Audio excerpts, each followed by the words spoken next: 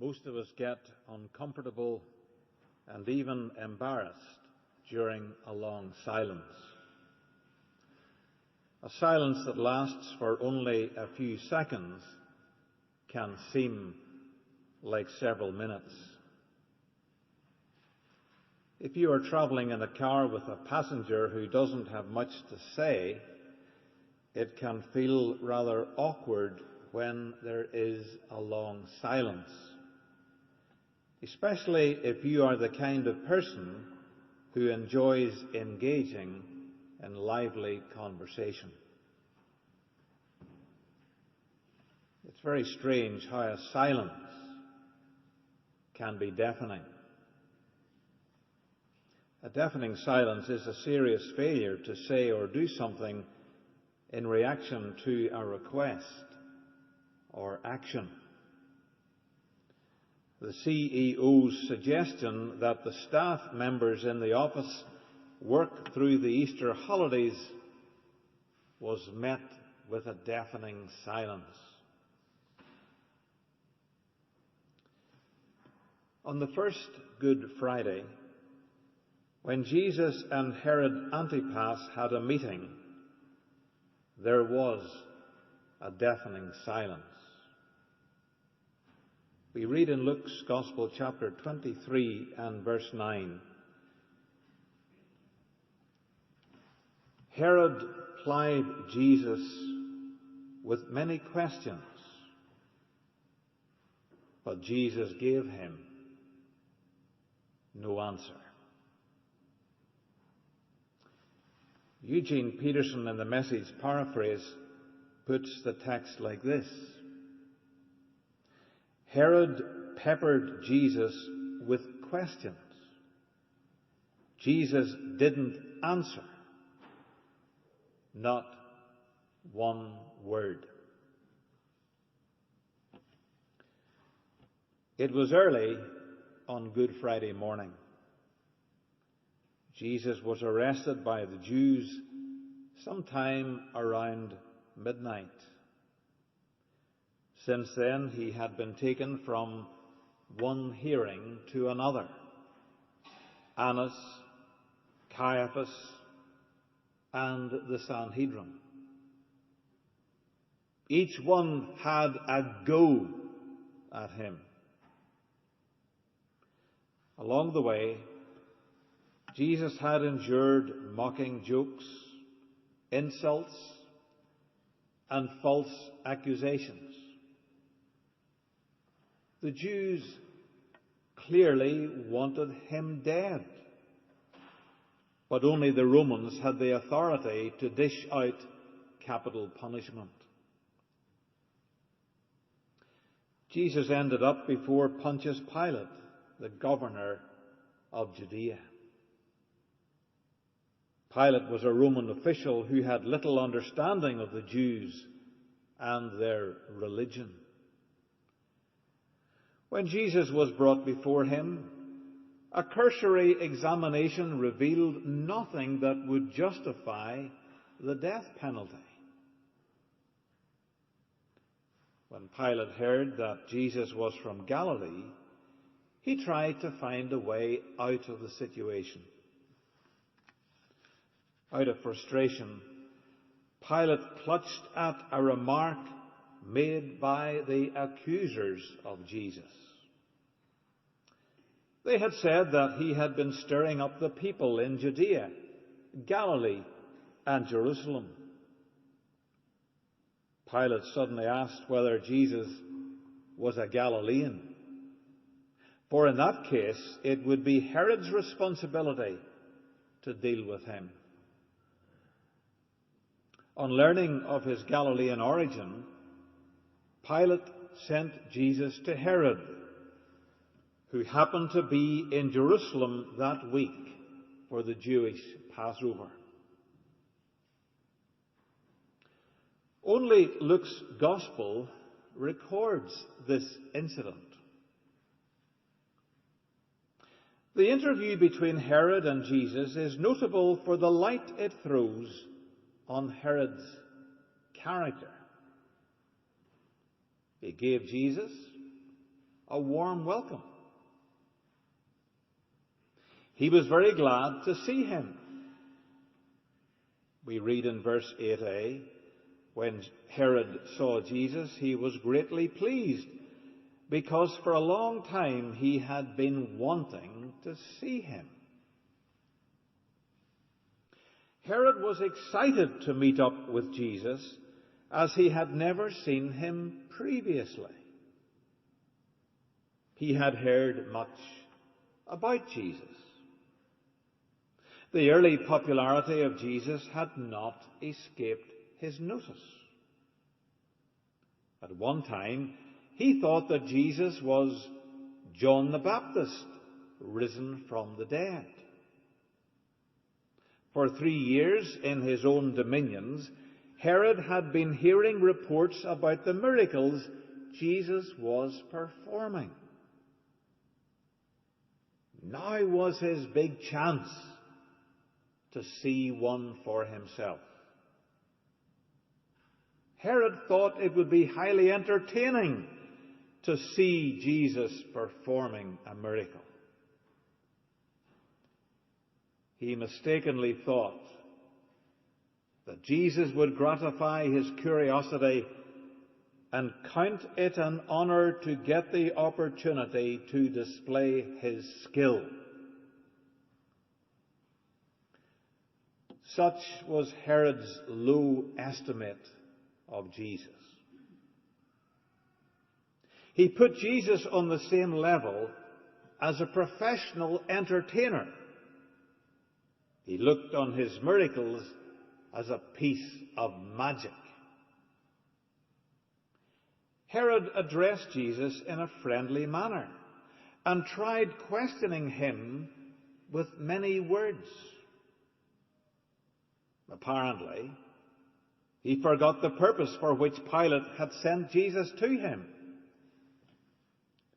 He didn't even wait for Jesus to make any replies, even if he had wanted to. He was a man who liked the sound of his own voice. And so he went on rambling, on and on. Herod had thought much about religion, and he wanted Jesus to know it. He had theories to offer, ideas to suggest, and remarks to make. Herod was one of those people who, though he had no religious belief himself, seemed to have a great deal to say about it. At last, Herod exhausted himself, and then he waited for Jesus to speak. But Jesus did not utter a word. The silence lasted until the pause grew awkward and painful, and until Herod's face grew redder and redder, and he became very angry. But still Jesus would not break the silence with a single syllable. Herod probably had never before been confronted with such silent strength. Jesus deliberately did not engage in conversation with Herod because he was convinced that no useful purpose would be served by it. The demeanor of Jesus throughout the meeting was eloquent with dignity. He refused to satisfy the idle chatter of a man who, on another occasion, Jesus had called that fox. The chief priests and scribes became increasingly vociferous in accusing Jesus. The longer he kept silent, the more they spoke. Yet his silence spoke louder than their words. Jesus' silence provided an opportunity for Herod's soldiers to pour contempt and mockery on the silent prisoner. Herod himself joined in the mockery. Herod regarded Jesus as a sight to be gazed at. To Herod, Jesus was simply a spectacle. Herod regarded Jesus as a joke and refused to take him seriously. His interest in Jesus was superficial. Herod jested at Jesus by draping a gorgeous robe over him to make him look like an imitation king. By doing nothing to resolve the case, Herod could only send Jesus back to Pilate. Herod wasn't man enough to decide for himself what to do with Jesus.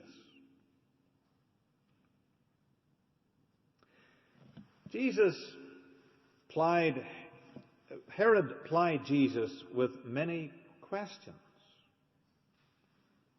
but Jesus gave him no answer. The story of Herod is a sad and tragic one. At one point in his life, he had been confronted with the challenge of Jesus' teaching through John the Baptist. Herod had been given opportunities to find out what Jesus stood for and commit himself to the truth. But on Good Friday morning, Jesus stood on trial before him. What happened on that fateful Good Friday led directly to the crucifixion of Jesus and sealed Herod's eternal destiny. Campbell Morgan, in his book, The Great Physician, writes this: "We may say at once that the story of the dealing of Jesus with Herod can be told in 3 brief sentences. He avoided him. He sent him a message of stinging satire, and he refused to speak with him."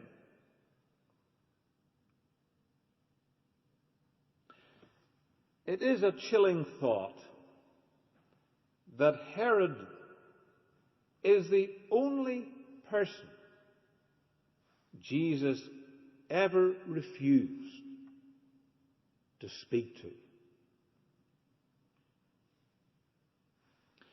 Herod represents those people who do not take Jesus seriously, who live only for pleasure and sensationalism, and who play at religion.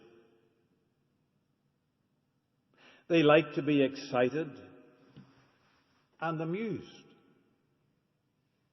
There are many people who dabble in religious affairs and who are fascinated by the life of Jesus. But they do not see the relevance or importance of having a personal relationship with him. There are even some people who attend church occasionally, particularly at this time of year, who are curious about the events of Good Friday. The fact that an innocent man should be put to death for apparently committing no crime makes for a good story. Jesus, as a man, creates a lot of interest for people, and they enjoy finding out about his moral teaching. Some people regard the Christian religion as a sideshow. It provides a bit of fun and entertainment at certain times of the year, like Easter.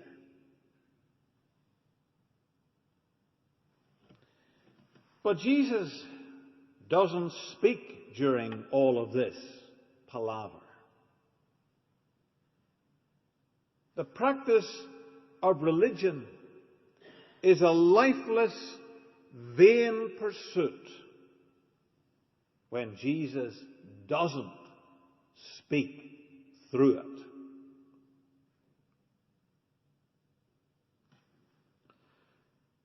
The message of Herod's encounter with Jesus can be summed up in one short sentence.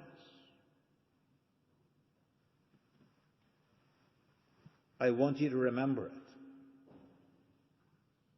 It is a dangerous thing to trifle with Jesus. Jesus has no time for those who trifle with him. That is why he said nothing to Herod's many questions. 700 years earlier, Isaiah prophesied about that moment.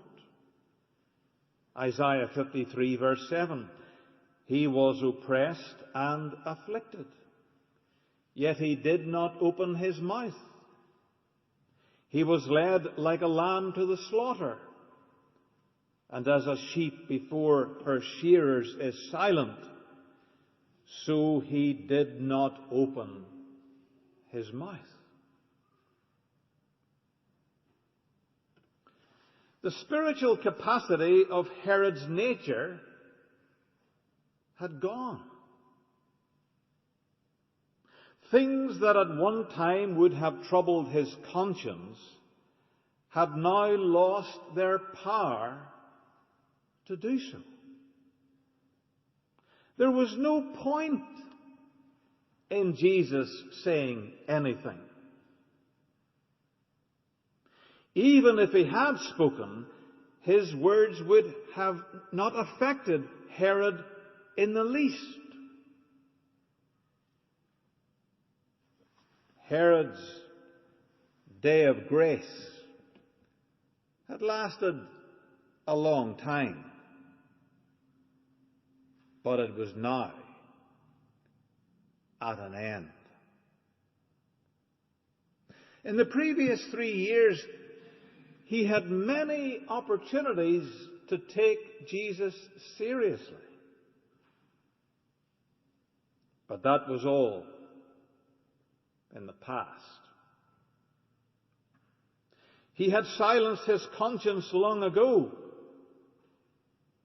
and now he was left in silence. It was a deafening silence. There is a solemn warning here for all of us. We mustn't ignore the appeals that Jesus makes to us. We mustn't harden our hearts against him. Jesus is not someone to poke fun at or to be seen as a spectacle. Interest in the Christian religion is not to be regarded as a hobby or as an academic study. We need to pay attention to the words and claims of Jesus, the Son of God.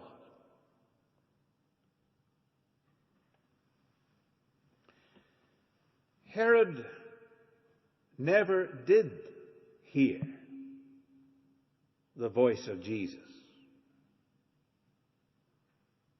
Never. How tragic.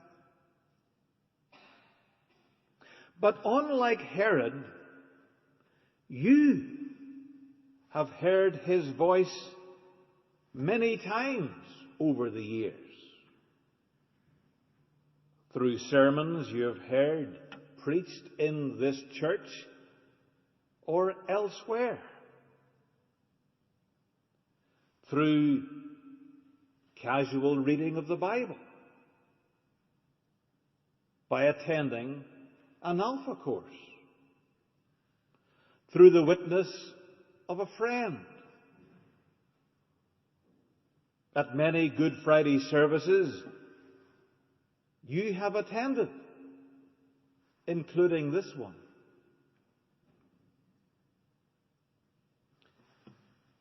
But that is no guarantee that you will always hear it. If you don't respond to the voice of Jesus, there will come a day when his voice is silent. On that day, Jesus will have nothing to say to you. The silence will be deafening. On this Good Friday, Jesus is still speaking to you. Can you hear his voice? He wants you to respond to what he has to say.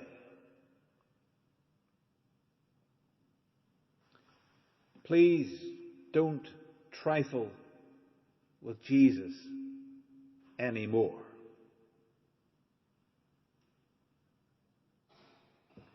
Put your faith and trust in him.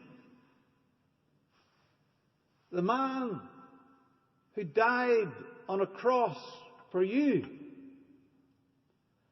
A man who sacrificed his very life that you might have life abundant and life eternal. That you might know the joy of sins forgiven and the hope of God in your life.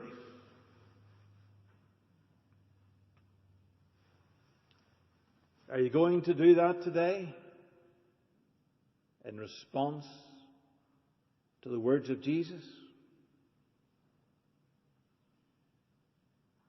If not here, where? If not now,